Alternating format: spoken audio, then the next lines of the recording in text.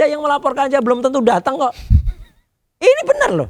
Iya, sekarang kan sudah mulai tuh Pak lawyernya udah menggunakan berbagai cara ya. Dia kemudian malah mengatur supaya nanti bisa juga pakai Zoom saja. Lawyernya Pak Jokowi. Iya. Oke.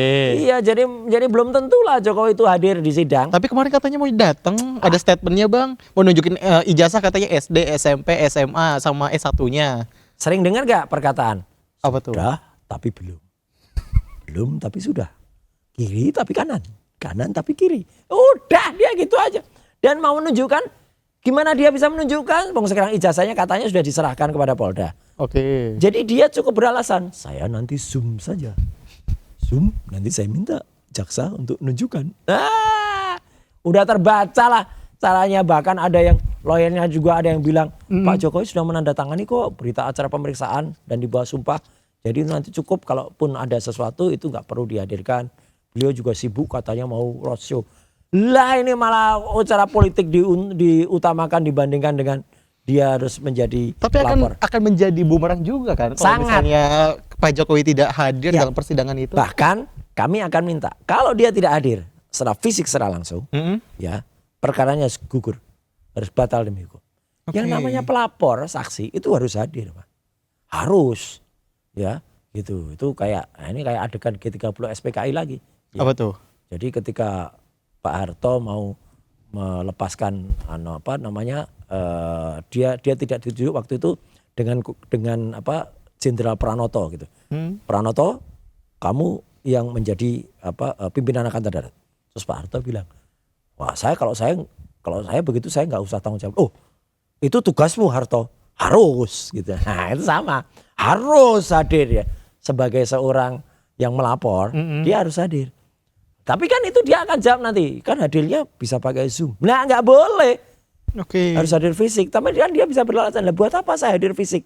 2 ijazahnya sudah dibawa oleh Polda waktu itu dan harusnya sudah diserahkan kejaksaan. Tapi ini ada yang menarik, ketika kami memeriksa barang-barang bukti yang nantinya, meskipun sampling ya, akan digunakan nanti pada saat sidang di Kejaksaan Negeri ya pada tanggal 22 Juni.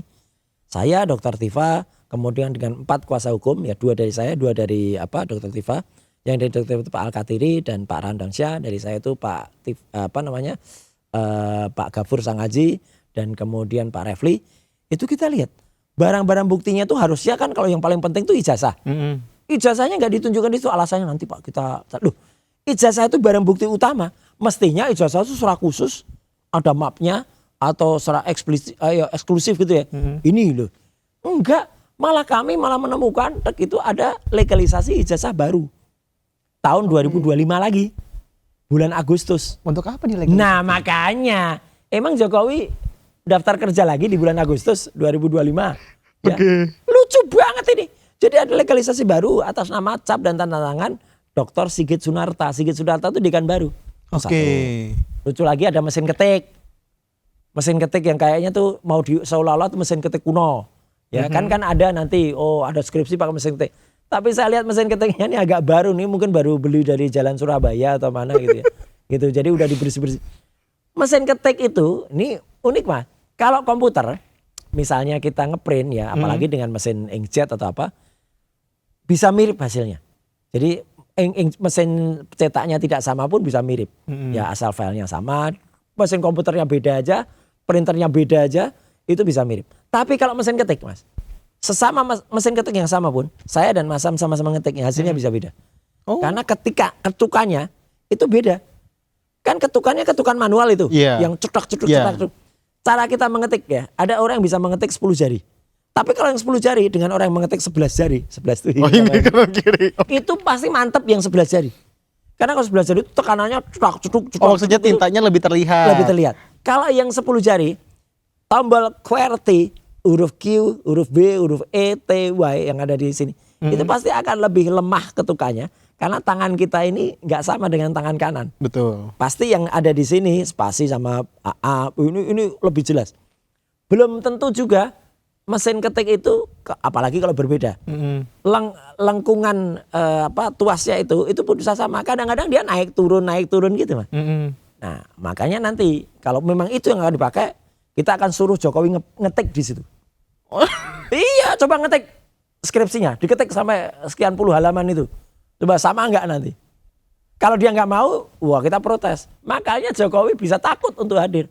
Karena dia bisa kita paksa untuk melaksanakan itu. Jadi Bang Roy tidak yakin kalau misalnya Presiden Jokowi itu akan presiden ke-7 bakal datang. Nggak datang. Tapi kan pas kalau dia maju pun ibaratnya apakah nunjukin ijazahnya? Justru itu, dia pasti akan banyak dalih lah. Orang ini banyak dalih lah. Kita tahu lah cara ngelesnya kan luar biasa. Dulu bilang kalau di kantong saya ada 11.000 triliun. Ternyata utang kita yang 11.000 triliun. Di kantong kiri ada sekian triliun. Ternyata yang sekian triliun itu ada di brankas yang kemarin dibobol di Cipete itu. Nah, ini kasus lain. Ini kasus lain ya. Gitu. Tapi bukan triliun. Kalau yang ada di Cipete itu miliar. Oke. Yang triliun itu hutang anaknya. Hutang Kaisang itu ya. Itu sekian triliun itu. Itu ada itu di situ gitu. Tapi kalau ngomongin soal apa namanya pra-peradilan juga, tapi kan yang menarik itu yang pertama, kalau nggak salah ya Bang, boleh diralat kalau saya salah. Itu kan Dokter Tifa kemarin juga sempat ngajuin pra-peradilan, tapi kan dicabut. Betul. Nah, kalau misalnya banyak yang berargumen tuh, oh ini pecah kongsi nih pasti berbeda. Justru kami itu berkomunikasi dengan sangat baik. Oh, iya. Oke. Terbukti 2 kali persidangan Dokter Tifa dan kebetulan saya bisa hadir, saya membersamai, ya itu. Saya hadir langsung di sidangnya Dokter Tifa. Dan saya tahu persis kenapa Dokter Tifa mencabut. Jadi ceritanya kan ketika kami ditangkap waktu itu, kuasa hukumnya Dokter Tifa langsung mengajukan pra-peradilan. Oke. Ya. Dan justru ketika kami masih dirawat di rumah sakit, saya dan Dokter Tifa melalui kuasa hukum ya, karena kami nggak ketemu gitu, beda kamar. Kemudian saya menitipkan pesan kalau kuasa hukumnya bilang ke saya, Pak, kami Dokter Tifa maju praper loh. Waduh, hebat dong. Tapi prapernya ternyata adalah praper untuk penangkapannya Dokter Tifa saja. Oke. Nah, saya kemudian memajukan untuk yang penahanan, penggeledahan. Dokter Tifa nggak majuin itu. Sehingga ketika memang sudah tidak ditahan, menangkap, Dokter Tifa nyabut itu. Nah, karena dia nyabut, kemudian perkara pokoknya sudah terbit nomornya, ya perkara pidana nomor 301 dan saya nomornya lebih dulu nomor 300. Oke. Dokter Tifa kelihatan tidak mengajukan praper lagi, jalan. Sedangkan saya begitu hari Senin itu sebelum masuk ke kejaksaan kami mengajukan praper.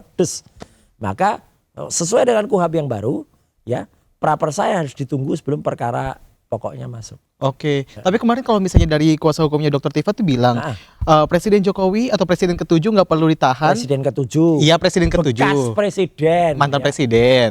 Bekas. Oke. Nah, katanya nggak perlu ditahan, yang penting menunjukkan ijazah aslinya. Setuju? Apa gimana Bang Roy? Kalau itu dari kuasa hukumnya Dokter Tifa? Orang itu sekali lagi ya, bekas presiden itu lamis. Lamis itu apa yang Lamis dikatakan? Itu apa? Lamis itu istilah Jawa. Orang yang dikatakan berkebalikan dari asli. Dia itu pengen ditahan. Udah. Yakin. Makanya kan penahanan itu kan ada yang bilang itu kan hadiah ulang tahun bagi dia gitu loh. Iya kan, ketika kami ditahan itu gitu suruhnya. Tapi kan alhamdulillah ya. Ada rahmah yang besar sekali yang akhirnya kan kami tidak pernah ditahan. Ya kan gitu. Dan makanya ketika kemudian kami tadi mempermasalahkan juga soal ada RJ, itu kan juga sama. Jadi ibaratnya gini, ada kita tuh menggunakan jalan yang berbeda. Oke. Dan meskipun ada orang lain yang kemarin sempat menempuh cara-cara RJ, kemudian ada cara-cara mereka dapat SP3. Kalaupun nanti harus di SP3 kan. Oke. Saya tidak pernah minta itu sebagai RJ, tapi SP3-nya itu terjadi karena apa?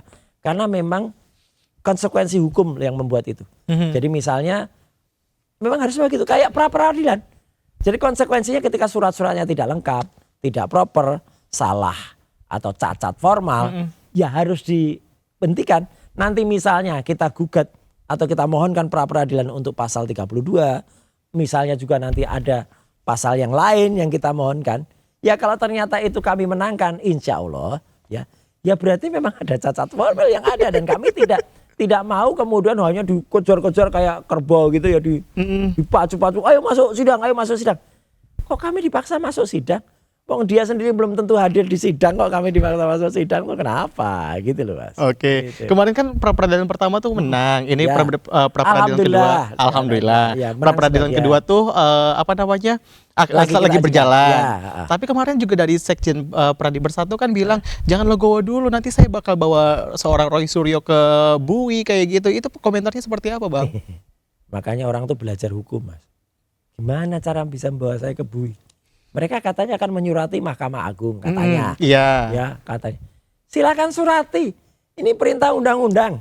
Yang namanya pra-peradilan itu harus didahulukan dibandingkan dengan pokok utamanya. Belajar lagi lah, ada di antara mereka kelompok mereka yang kuatannya senior ya, inisialnya CI itu ya, CS sorry. Oke. CS. Pra-peradilan pertama, wah dia datang, kemudian interupsi. Loh kok malah kalau mau interupsi itu hari Kamis. Di Ainus ya, sama Mbak Aya Nufus. Ya, bukan di sidang pengadilan negeri Jakarta Selatan. Kalau rakber tuh Selasa atau Rabu ya gitu. Itu dia mau interupsi di luar, loh dia maju. Kemudian dia mau menjadi termohon intervensi. Diketawain sama hakimnya, benar-benar diketawain. Dia bilang, "Pak, ini masalah kalau ada termohon intervensi itu adalah di perdata. Ini pidana, Pak." Gitu. Aduh, loh dia keluar sampai malu. Memang tidak dimohonkan. Orang bukan bagian dari termohon, bukan juga turut termohon, kok tiba-tiba maju ke depan. Tadi saya tunggu lagi, siapa tahu datang lagi. Gitu. Enggak, ternyata dia udah malu, nggak mau datang. Padahal orangnya tadinya katanya mau somasi saya. Malu sendiri. Akhirnya kemarin dia di podcast bilang, saya nggak somasi lah. Gitu. Karena buat apa gitu. Alah buat apa, malu. Sama dengan yang ini. Siapa yang tuh? Katanya mau mengajukan itu, yang ya lah. Lebih lucu dari Sri Mulat lah. Ngajuin apa sih Bang? Itu yang katanya mau lapor ke Mahkamah Agung. Mau supaya saya ditahan. Mahkamah Agung kok bisa menahan, apalagi gitu loh. Lucu dah pokoknya. Tapi nggak apa-apa lah. Ini hiburan bagi rakyat Indonesia, jadi lebih lucu dari Sri Mulat. Dan memang dia mirip-mirip pemain Sri Mulat kan, gitu. Itu kata Bang Roy ya? Kata saya. Saya akrab dengan dia, jadi nggak apa-apa, santai aja ya, gitu.